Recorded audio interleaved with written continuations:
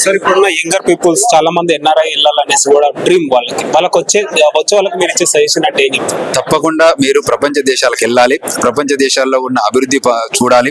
అదేవిధంగా world become a global village అయింది.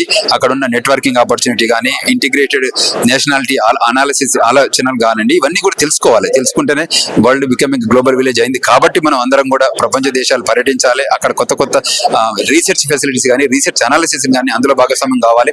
మళ్ళీ అది తీసుకొచ్చి మాతృభూమికి హితోదకంగా సేవ చేయాలనే ఉద్దేశంతో మీరు కూడా భాగస్వామ్యం అయితే ఇంకా గొప్పగా ఉంటుంది.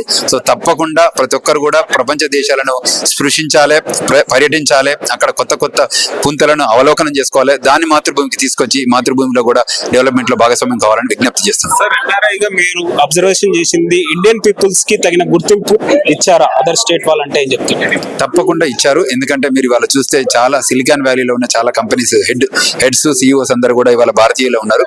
అదేవిధంగా ప్రపంచ దేశాల్లో కూడా చాలా వాటి అభివృద్ధి పథంలో కానివ్వండి, ఆ దేశ నిర్మాణంలో కానీ పునర్నిర్మాణంలో కూడా కొత్త కొత్త దేశాల్లో వాళ్ళ అభివృద్ధిలో కూడా భాగస్వామ్యం అయ్యారు. చాలా మందికి ఇది ఒక గొప్ప విషయం, ఇంతకుముందు లేదు. ఈ రోజు ఈ డిజిటల్ ఏదైతే డిజిటల్ అడ్వాన్స్మెంట్ అవుతుందో, టెక్నాలజీ రెవల్యూషన్ అవుతుందో, అదే ఈ డిజిటల్ ఏజ్ లో చాలా గొప్పగా అన్ని దేశాలలో ఉన్న వాళ్ళు కూడా మన వాళ్ళు డెవలప్మెంట్ లో భాగస్వామ్యం అవుతున్నారు. వాళ్ళు ఆ దేశంలో జన్మభూమిలో భాగస్వామ్యం అవుతున్నారు, కర్మభూమిలో భాగస్వామ్యం అవుతున్నారు.